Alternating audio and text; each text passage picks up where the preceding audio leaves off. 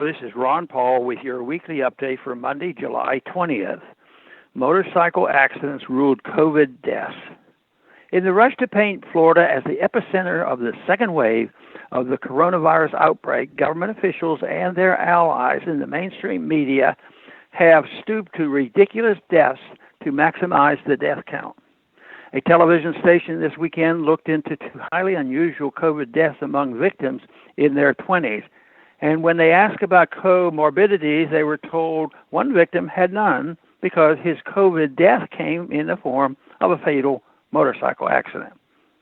Sadly, this is not an isolated incident. In fact, the spike that has dominated the mainstream for the last couple of weeks is full of examples of such trickery.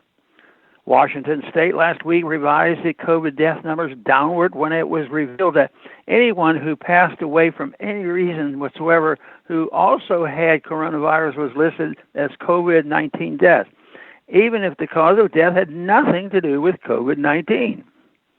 In South Carolina, the state health agency admitted that the spike in COVID deaths was only the result of delayed reporting of suspected COVID deaths. An analysis of reported daily COVID deaths last week compared to actual day of death in Houston's revealed that the recent so-called spike consisted largely of deaths that occurred in April through June. Why delay reporting until now? We do know that based on this spike, the Democrat mayor of Houston canceled the convention of the Texas Republican Party. Mission accomplished. Doesn't it seem suspicious that so many states have experienced delayed reporting of deaths until Fauci and his gang of experts announced that we are in a new nightmare scenario?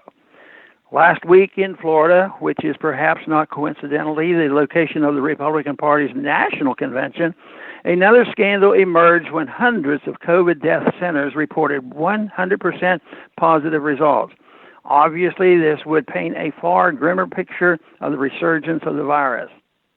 Orlando Health, for example, reported a positivity rate of 98%, a shocking level, but a further investigation revealed a true positivity rate of only 9.4%.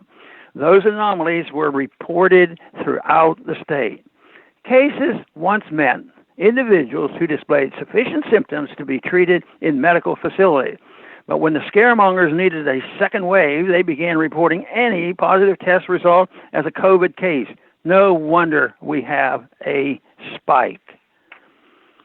We are facing the greatest assault on our civil liberties in our lifetime. The virus is real, but the government reaction is political and totalitarian. As it falls apart, will more Americans start fighting for their liberty? Thanks for calling this update. A new update is placed on this number, 888-322-1414, every Sunday. Thank you.